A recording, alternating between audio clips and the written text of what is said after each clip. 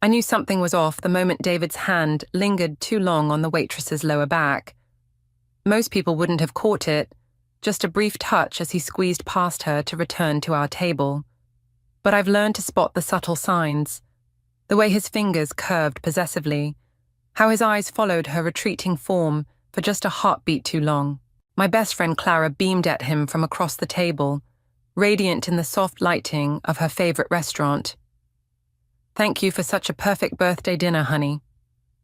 The candlelight caught the delicate silver necklace David had given her earlier, a beautiful piece that probably cost more than my monthly rent. I took another sip of wine, forcing a smile.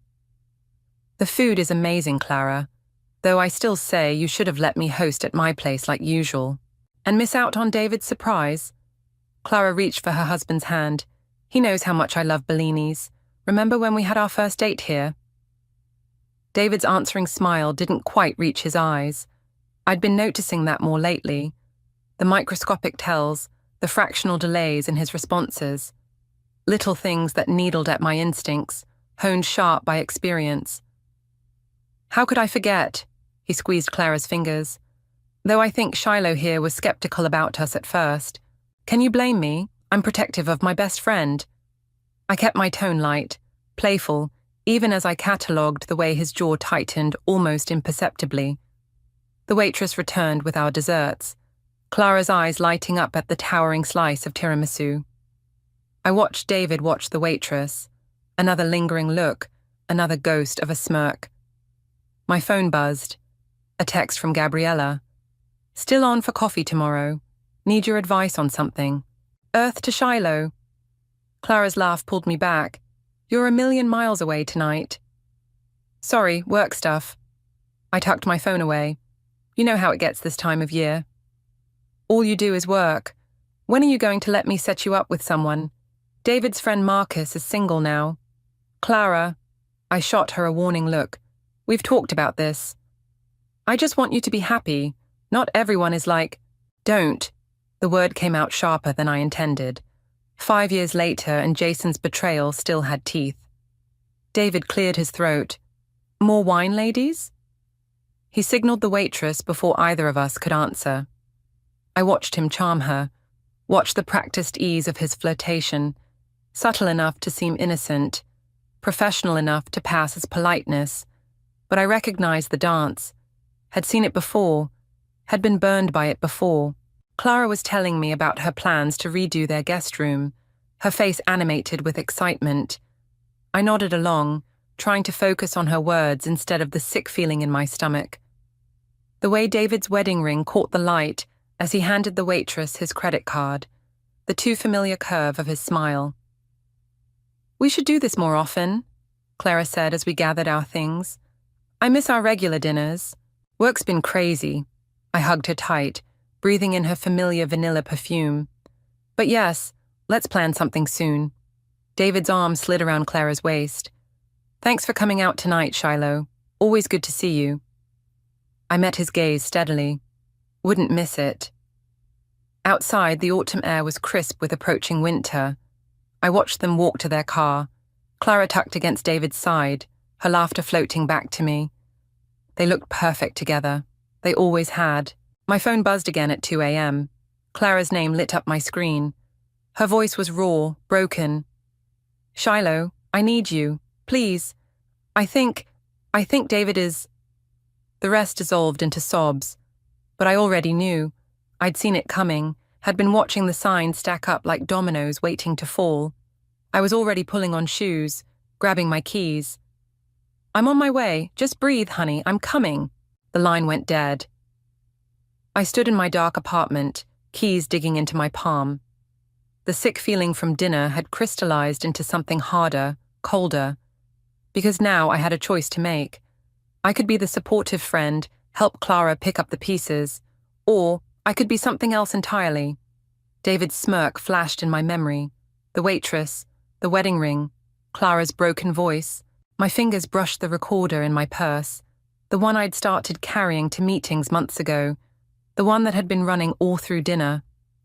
Sometimes being a good friend means getting your hands dirty, and I've never been afraid of a little dirt. The recording played for the third time, David's voice filling my darkened living room. Just a matter of timing. Clara's too trusting, she'll never suspect. Once the merger goes through next month. A woman's laugh, intimate and knowing. You're terrible. That's why you love me. I stopped the playback, my hands shaking. 3 hours had passed since Clara's call, since I'd found her curled on her kitchen floor, clutching her phone. The screen still showed the messages she'd discovered, dozens of them between David and his assistant, Rebecca. Photos, plans, promises. The irony of catching it all on my recorder felt like fate's twisted joke. I'd started carrying it after overhearing David on a suspicious call at work last week. Thought maybe he was up to something shady with the merger. Instead, I'd captured something far more personal. My phone lit up. Gabriella. I let it go to voicemail. She'd been trying to reach me since I'd texted that I was with Clara, probably worried I'd do something rash. She knew my history with Jason too well. A soft knock at my door made me jump. Clara stood there, mascara streaked down her cheeks, still wearing her birthday dress from dinner. I couldn't stay in that house. I pulled her into a hug. You don't have to. She collapsed onto my couch, looking smaller than I'd ever seen her. I keep thinking I must have read it wrong, that there has to be some explanation. My fingers tightened around the recorder in my pocket. I could show her right now, let her hear his betrayal in his own words. But the broken look in her eyes stopped me. What did he say when you confronted him? He denied everything, said Rebecca's just a friend, that I'm being paranoid. She wrapped her arms around herself. Maybe I am. Maybe... Stop. I sat beside her, taking her trembling hands in mine. Trust your instincts. Like you did with Jason. The name hit like a slap. That was different. Was it? Clara's voice cracked. You were so sure he was cheating. You followed him, gathered evidence, destroyed your relationship, and it turned out he was planning a surprise party. I pulled away, old shame burning hot. This isn't about me. I know you're trying to protect me, but I can't just throw away my marriage based on some texts that might not mean what I think. My phone buzzed again. Gabriella's third attempt. She'd warned me about this too, how my past could color my judgment, make me see betrayal where it might not exist. But the recording burned in my pocket like a live coal. This wasn't paranoia. This was real. Clara's phone chimed. David's name appeared on her screen. She stared at it, tears falling fresh. Don't answer it, I said. She reached for the phone. He's my husband. He's lying to you. You don't know that. She stood suddenly, swaying slightly. God, I shouldn't have called you. I knew you'd jump straight to the worst conclusion. Clara, no, I love you, Shiloh, but you're not objective about this. Not after Jason. The recorder felt heavier with each passing second. One press of a button would prove everything. But Clara's words echoed in my head. Not objective. Jumping to conclusions. Seeing betrayal everywhere. She gathered her purse with shaking hands. I need to go home. Talk to him properly. Please don't. I stepped between her and the door. Stay here tonight. Give yourself time to think. I can't. She hugged me briefly, her tears dampening my shoulder. Thank you for being here, but I need to handle this my way. The door clicked shut behind her. I stood frozen, the recording burning a hole in my pocket, my best friend's footsteps fading down the hall. My phone buzzed one final time. Gabriella. Whatever you're thinking of doing, sleep on it first. I pulled out the recorder, David's damning words just a button press away. Clara was walking into a trap, about to let him gaslight her into doubting her own instincts, just like Jason had almost done to me. Except I'd been wrong about Jason, catastrophically, unforgivably wrong.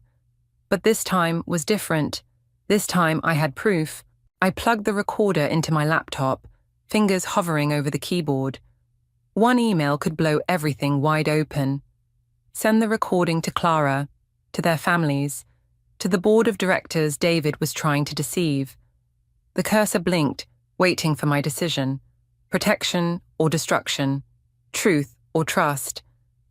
The line between justice and revenge had never felt thinner. I opened a new email and started typing. The coffee shop buzzed with morning energy, but Gabriella's expression was pure thunder.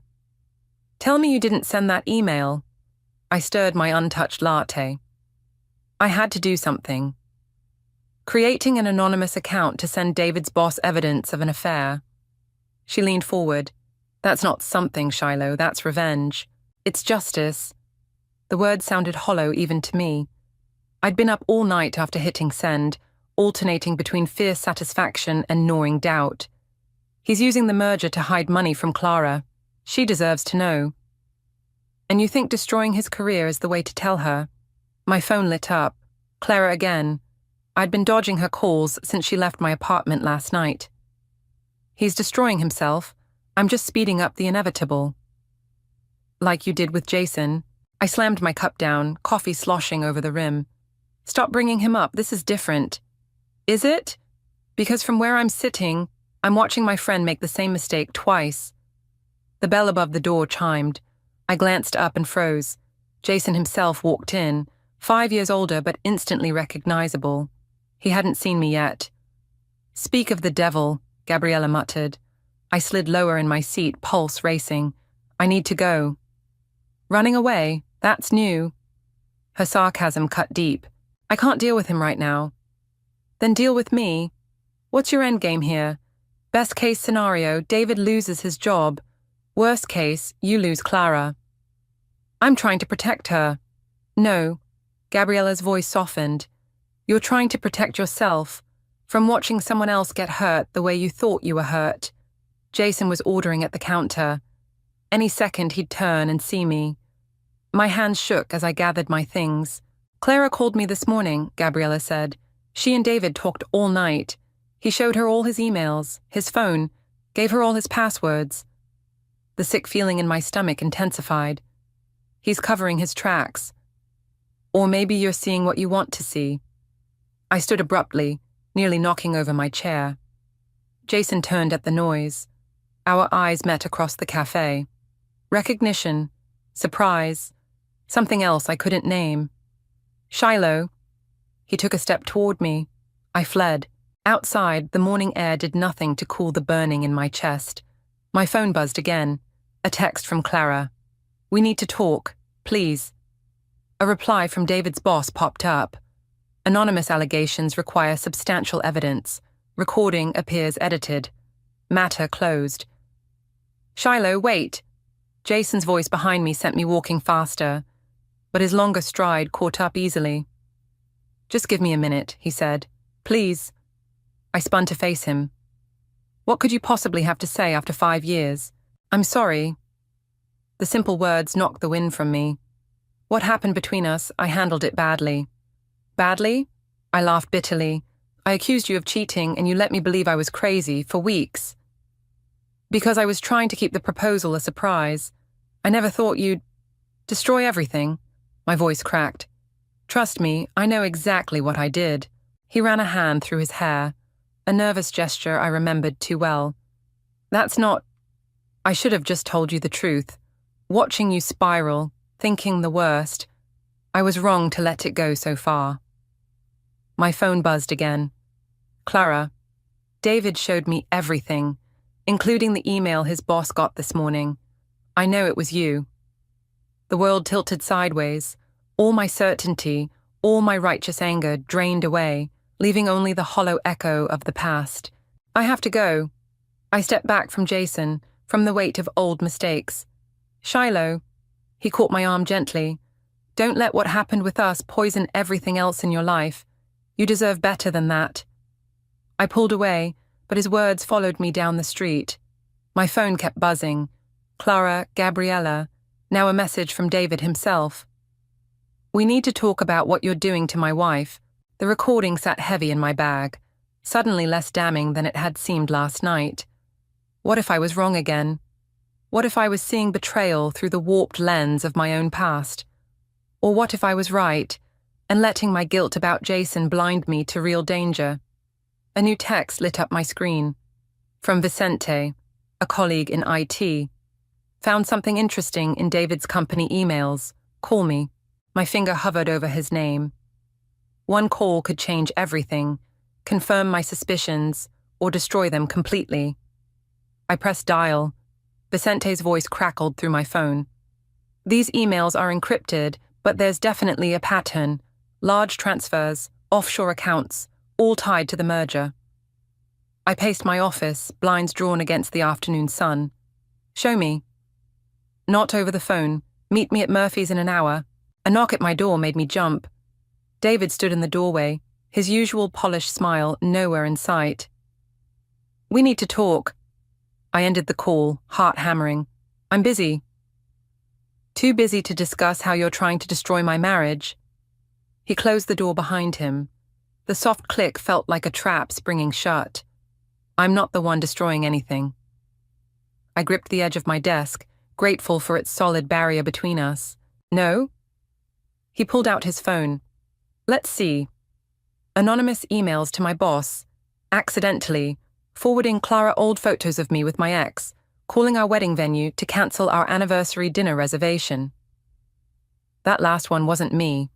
The realization hit like ice water. I wasn't the only one watching him. Clara trusts you, he continued. God knows why, after what you did to Jason. My fingers twitched toward my bag, where the recorder sat waiting. Does she trust you showing up at my office unannounced? She knows I'm here. His smile returned, sharp as a blade. She's worried about you, Shiloh. We both are. This paranoid vendetta, seeing threats everywhere. Maybe you should talk to someone. The same words Jason had used, right before everything imploded. I forced my voice steady. I have a meeting. Of course. He stepped aside, but his next words froze me at the door. Just remember, Clara can only handle so many betrayals, even from her best friend. The hallway felt too bright, too exposed. I ducked into the bathroom, splashing cold water on my face. My phone buzzed with a text from Clara. David told me he's talking to you. Please listen to him. I'm worried. Another from Vicente. Can't make Murphy's. Something came up. Be careful, someone accessed my computer. The walls seemed to close in. I needed air, needed to think. The elevator took forever, each floor bringing fresh waves of doubt. What if David was right? What if I was seeing conspiracies where there were none? The lobby doors opened to autumn sunshine, and Aidan, Clara's brother, waiting on the steps. Going somewhere. His usual warmth was missing. What are you doing here? Protecting my sister. He fell into step beside me. Remember when we were kids and that boy broke her art project? You convinced her to put purple dye in his shampoo. He deserved it. Maybe, but Clara got suspended too, because she trusted you more than her own judgment. I stopped walking. That was 20 years ago. And you haven't changed. He caught my arm. I've watched you do this before, Shiloh. With Jason, with your sister. You get an idea in your head and damn the consequences. You don't know what's really happening. I know Clara's crying every night. I know David's getting death threats at work. I know you're meeting someone named Vicente who's been digging through private company files. My blood ran cold. How did you... Because I've been watching too. His grip tightened. Whatever you think you found, whatever crusade you're on, stop, before you lose everything. Again. I yanked away. You're also worried about me destroying Clara's life. Has anyone considered I might be saving it? From what? A husband who adores her. A marriage that was perfect until you started seeing things. My phone buzzed. Vicente. Found something big. Meet tonight. Usual place. I have to go. I stepped back from Aidan, from his knowing eyes and painful truths. Shiloh. His voice followed me down the street. The difference between justice and obsession is knowing when to stop. But I couldn't stop. Not with Vicente's message burning in my pocket. Not with David's smirk playing on repeat in my mind. Not with the weight of all my past mistakes pressing down, demanding either redemption or repetition. My phone lit up one final time. An email from an anonymous account.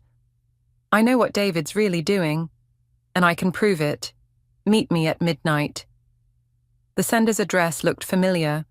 the same format as the account I'd created to email David's boss. Someone else was watching. Someone else knew. I wasn't crazy, I wasn't seeing things. Unless I was. Unless this was exactly what everyone feared. Another spiral, another Jason, another bridge burned in the name of protecting someone who didn't need protection. The real question wasn't whether I could trust David, it was whether I could trust myself. The storage room smelled like dust and old coffee. Vicente's usual place turned out to be the basement of his favorite cafe, lit by a single bare bulb. He hunched over his laptop, fingers flying across the keys. "Show me," I said. "First, tell me why you're really doing this." He didn't look up. "Because if this is about Jason..." "It's not." I leaned against a stack of boxes. "Why are you helping me?" His typing paused. "Because 2 years ago, David Harrison ruined my sister's life. She found evidence of financial fraud at their company. He buried it, got her fired, blacklisted. She moved to Argentina to start over." The pieces clicked. "That's why you've been tracking his emails." "Looking for proof." He turned the screen toward me. "Look at these transactions, all routed through shell companies, all tied to the merger. He's stealing millions." My hands shook as I scrolled through the documents. Dates, amounts, offshore accounts. A web of deception that went far beyond a simple affair. "Clara's trust fund is mixed up in this," Vicente said quietly. "He's using her money to cover his tracks." My phone buzzed, the anonymous emailer again. "Midnight. Don't be late." "I have to go." I straightened up. "Send me copies of everything." "Shiloh." Vicente's voice stopped me. "Be careful. David's got powerful friends." The night air bit through my jacket as I walked. My phone hadn't stopped buzzing since morning. Clara, Gabriella, Aiden, all trying to talk me down. All thinking they knew what this was about. But they didn't know about Vicente's sister, about Clara's money, about the depth of David's lies. The anonymous emailer had chosen a deserted park. I checked my phone, 11:58 p.m. The swings creaked in the wind, empty seats casting long shadows. "Hello, Shiloh." I spun around. Deborah stood there, my sister, whom I hadn't spoken to in 3 years, not since I'd exposed her husband's gambling addiction to their entire family. "What are you doing here?" "Stopping you from making my mistake." She stepped closer. "I'm the one who's been emailing you." "You've been watching David?" "I've been watching you." Her voice softened. The emails to his boss, the cancelled reservation, the desperate digging for proof. It's exactly what I did. And look where it got me. This is different. Is it? Or are you just better at justifying it? She pulled out her phone. "Want to know what Clara texted me today?" My throat tightened. "You're talking to Clara?" "She's worried sick. Says you won't answer her calls, won't listen to reason. Says you're acting just like you did with Jason." "Stop." I turned away. "You don't know what David's really doing." "Maybe not. But I know what you're doing. Destroying relationships, burning bridges, all in the name of justice." She caught my arm. "Just like I did." "Your husband was stealing from you." "Yes, and I was right. And being right cost me everything." Her voice cracked. "My marriage, my friends, my relationship with you, all gone because I couldn't let it go. Couldn't trust anyone else to handle it." My phone buzzed again. Vicente. "David's accessing the files. He knows we looked." "I have proof," I said. "Real proof this time." "That's what I said too." Deborah's grip tightened, right up until the moment I realized being right wasn't worth being alone. Another text. "Clara, please come over. I need my best friend." "Go home, Shiloh." Deborah released me. "Before you end up like me." But I was already pulling up Vicente's files, turning the screen toward her. "Look, really look. This isn't paranoia or revenge. Clara's in danger and she doesn't even know it." She studied the documents, her expression shifting. "These transfers..." "He's stealing everything, using Clara's trust fund to cover his tracks. Just like Marcus did to me." She looked up, eyes sharp. "You have a plan?" "Maybe." I hesitated. But I need help. No. She stepped back. I can't get involved. Not again. Deb, please. You're the only one who understands what's really at stake. Another text lit up my phone. David. We should discuss what you and Vicente found. Tomorrow. Alone. Deborah read it over my shoulder. I watched the familiar battle play out on her face. Protection versus preservation. Justice versus peace. Okay, she finally said, but we do this smart. No scorched earth, no public destruction. We protect Clara without destroying ourselves. My phone buzzed one final time. Vicente. Files are gone. Everything's been wiped, but I kept copies. First, Deborah said, we need to talk to Clara. The right way this time. I stared at David's message, my sister's words echoing in my head. The right way. Not like Jason. Not like before. Tomorrow, I said. We'll talk to her tomorrow. But first, I had a meeting with David. David chose a private booth at the back of an upscale bar. Late morning sunlight filtered through stained glass, casting colored shadows across his perfect suit, his practiced smile, a smile that didn't reach his eyes. Drink? He gestured to the martini already waiting for me. It's 11 a.m. Special occasion. He sipped his own drink. After all, it's not every day someone tries to hack company servers. My phone buzzed in my pocket. Probably Deborah, wondering why I'd agreed to meet him alone. I'd silenced Clara's calls completely, couldn't bear to hear her voice until this was finished. Vicente's sister says hello, I said. The first crack in his composure, a slight tightening around the eyes. Ah, that explains some things. Like why he helped me find your offshore accounts. Those files were encrypted, not well enough. I pulled out my phone, pulled up the copies Vicente had saved. Want to explain why Clara's trust fund is being funneled through shell companies in Panama? He leaned back, studying me. You know what your problem is, Shiloh? You're so busy looking for monsters, you create them everywhere you go. The numbers don't lie. No, but they can be misinterpreted. He slid a folder across the table. Like these bank statements showing Clara authorized every transfer, or these emails where she specifically requested the offshore accounts. My hands shook as I opened the folder. Clara's signature, Clara's emails, Clara's explicit instructions, all dated months ago. She's protecting her inheritance, David said softly. From her brother's gambling debts, the same brother you've been conspiring with. Aiden owes hundreds of thousands to some very dangerous people. Clara's been helping him in secret for months. He took another sip. But you'd know that if you'd actually talked to her instead of playing detective. My phone buzzed again. This time I checked it. Deborah. Don't trust anything he shows you. Classic misdirection. Still getting instructions from your sister? David's smile turned sharp. How is Deborah? Still bitter about her own failed crusade. Ice spread through my veins. How did you... I do my research too. He leaned forward. Here's what's going to happen. You're going to drop this vendetta, delete the files, forget what you think you know. Go apologize to Clara for doubting her judgment, again. Or what? Or those dangerous people Aiden owes money to might discover who's been helping him hide assets. And wouldn't it be tragic if Clara had to choose between saving her brother and keeping her best friend out of prison for conspiracy? My throat closed up. You're bluffing. Try me. He stood, straightening his jacket. You have until tonight to decide. Clara's hosting a dinner party. Close friends only. Come apologize, or I start making calls. He left me sitting there, staring at the documents that had seemed so damning an hour ago. My phone buzzed repeatedly. Deborah, don't let him get in your head. Vicente, those emails are dated wrong. The metadata doesn't match. Gabriella, whatever you're planning, please talk to me first. Clara, I miss my best friend. The last one broke something inside me. I dialed Vicente. The emails, I said when he answered. What exactly doesn't match?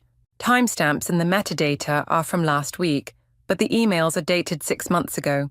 Someone created them recently. Can you prove it? Already working on it, but Shiloh. He hesitated. If we're right about this, exposing him could put Clara in real danger. My hands clenched around the phone. What kind of danger? The kind that comes with 8-figure fraud. These aren't just transfers, it's systematic theft on a massive scale. And Clara's name is on everything. The colored shadows from the window had shifted, painting the damning folder in shades of blood red and bruised purple. I thought of Clara's signature on those documents, of Aiden's supposed gambling debts, of David's absolute confidence that I would back down. My phone lit up one final time. Clara, David says you're coming to dinner tonight. Please say yes. We can fix this. I touched the screen, tracing her words. My best friend, the person I was trying to save, the person I might destroy. Vicente, I said, how quickly can you prove those emails are fake? Give me 3 hours. I glanced at my watch. 6 hours until dinner. 6 hours to decide. Back down and let David win, or risk everything on one final play. Send me everything you find, I said. I'm done playing defense. I had a dinner party to prepare for.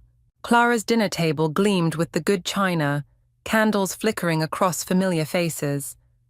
Gabriella sat beside me, her knee pressed against mine in silent support. Across from us, David held court, telling some story about a client that made everyone laugh, everyone except Aiden, who kept checking his phone under the table. My own phone sat heavy in my pocket, loaded with Vicente's proof, the faked emails, the real transfers, everything. More wine, Shiloh?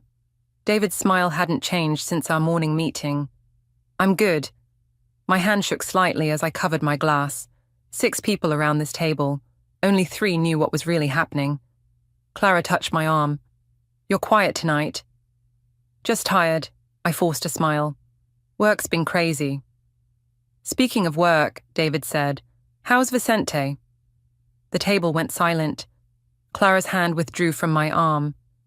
I wouldn't know, I said carefully. Haven't talked to him. Funny because he quit his job today. Very suddenly. David's eyes never left mine. Something about a family emergency in Argentina.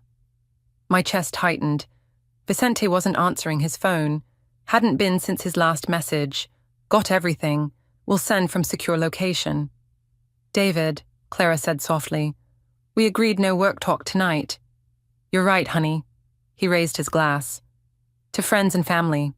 The ones we can trust. The words hung in the air like poison. Gabriella's knee pressed harder against mine. Actually, I set down my fork. Let's talk about trust. Shiloh, Gabriella's warning whisper. But I was done waiting. Done watching David manipulate everyone around this table. Let's talk about offshore accounts and faked emails. Let's talk about why Vicente really left. Don't, Clara's voice cracked. Please. Show her the documents, Aiden said suddenly. David's head snapped toward him. What? The real ones. Aiden met my eyes. The ones proving you're setting my sister up to take the fall. Clara's wineglass crashed to the floor, red spread across white tablecloth like blood. You're drunk, David said, and bitter about the loan I wouldn't give you. The loan? Aiden laughed harshly. You mean the blackmail? Keep quiet about the fraud, or I tell everyone about your gambling debts. Debts that don't exist. My phone buzzed. Vicente's promised email had finally arrived. Clara, David reached for her hand. They're trying to destroy us, just like Shiloh tried with Jason, like Deborah did with her husband. No. I stood up, fingers trembling as I pulled up the files. We're trying to save her. From what? Clara whispered. From this. I turned my phone toward her. Every transfer, every fake email, every shell company, all dated and verified. He's stealing millions, Clara, and he's using your name to do it. Don't look, David commanded. But Clara was already reading, her face draining of color. These are my signatures, she said, but I didn't. Because he forged them. Aiden moved to her side. I found out last month. That's why he's been pushing the merger through so fast. Once it closes, the money disappears forever. David's mask finally cracked. You ungrateful little... I called the SEC. I cut in. They have everything. Vicente made sure of it before he left. The room froze. Even the candles seemed to hold their breath. You're lying. But David's eyes darted toward his phone. Check your email. I watched him pull it out, watched his face change as he read. They're probably at your office right now. He moved so fast I barely saw it. One moment he was sitting, the next he had Clara's arm in a brutal grip. You're coming with me. Let her go. Aiden stepped forward. She's my wife. She's my best friend. I met his eyes steadily.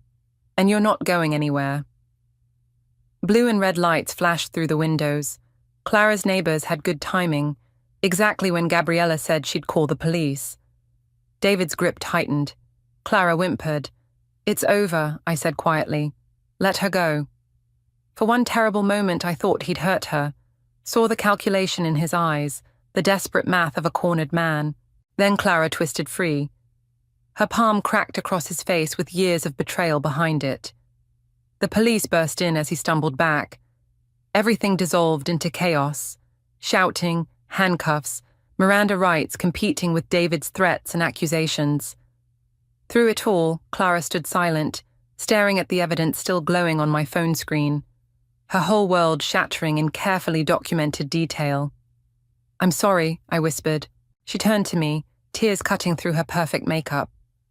How long have you known? Not long enough. I reached for her hand, but long enough to stop it. She threaded her fingers through mine, squeezing hard enough to hurt. Outside, police lights painted the room in alternating red and blue, like the stained glass in the bar this morning. Like a warning, like redemption. Thank you, she whispered, for not giving up on me. The police station coffee tasted like burnt chalk, but I couldn't stop drinking it. Anything to keep my hands busy while Clara gave her statement in the next room. Through the window, I watched her gesture, shoulders straight despite everything, stronger than anyone had given her credit for, including me. You look terrible. Deborah appeared beside me, 2 fresh cups in hand. Better coffee? Thanks. I took one, studied my sister's face. How did you know to send Aiden those files? Because I recognized David's pattern. It's the same one Marcus used, forge signatures, create fake emails, set up the spouse to take the fall. She sighed. I just wish I'd figured it out sooner with my own husband.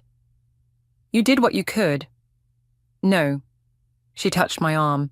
I did what I thought I had to do, alone. You did better. You built a team. The interview room door opened. Clara emerged, exhausted but resolute. Our eyes met through the glass. Go, Deborah said softly. She needs her best friend, not another detective. Clara was already walking toward the exit. I caught up with her in the parking lot, where false dawn painted everything in shades of grey. They found Vicente, I said. He's safe, testifying remotely. Good. She wrapped her arms around herself. The detective said they found more. Other women, other companies. David's been doing this for years. Clara, did I ever really know him? Her voice cracked. Or did I just see what I wanted to see? Sometimes the hardest person to trust is yourself. The words came from somewhere deep, somewhere I'd been avoiding. After Jason, I stopped trusting my own judgment, started seeing threats everywhere. But this time you were right. This time was different, because this time I wasn't alone. I touched her shoulder. I had Gabriella to question me, Vicente to find proof, Aiden to confirm my suspicions, even Deborah to show me a better way. And me? Her eyes met mine. What did you have in me? Everything. My throat tightened. You're why I had to be sure. Why I couldn't just burn everything down like before. Because you deserved better than scorched earth. She was quiet for a long moment. I got a call from Jason yesterday. My heart stuttered. What? He wanted to know if you were okay. Said he's been worried since he saw you at the coffee shop. She turned to face me fully. He told me what really happened back then, about the surprise party, about letting you believe the worst because he thought it would make the proposal more dramatic. Clara, let me finish. Her voice strengthened. He said his biggest regret wasn't losing you. It was teaching you not to trust yourself. The parking lot blurred. I was wrong about him. Yes, and you were right about David, because you learned to look for proof instead of just assuming. To build support instead of burning bridges. She squeezed my hand. You grew. My phone buzzed. Gabriella. Breakfast. We all need it. She's right, Clara said, reading over my shoulder. I'm starving. You sure you're up for company? I'm sure I don't want to be alone, she managed a weak smile. Besides, I need to thank Aiden properly and meet this mysterious Vicente who's been helping my best friend protect me. He's on video chat from Argentina. Even better, I've always wanted to practice my Spanish. We walked to my car together, shoulders brushing. The sky was lightening, turning the world from grey to gold, like truth emerging from shadows. Another text lit up my phone. Jason, proud of you. Clara watched me delete it without responding. You're not going to reply? No, I smiled, surprising myself with how much I meant it. That story's finished. I'm ready for a new one. Good. She linked her arm through mine. Because I have a feeling my story's just beginning, and I'm going to need my best friend to help me write it. My phone buzzed one final time. Deborah. Coming to breakfast. We have a lot to catch up on, little sister. The sun crested the horizon as we drove, painting everything in fresh light. Ahead, I could see Gabriella waiting outside the diner, Aiden beside her, my sister's car pulling in, Vicente's face on a tablet screen, ready to join us, a team, a family, a truth hard won but worth the fight. Ready? Clara asked as we parked. I thought of David in his cell, of Jason's unread text, of all the paths that had led here, of trust destroyed and rebuilt, stronger in its broken places. Ready, I said, and stepped into the light.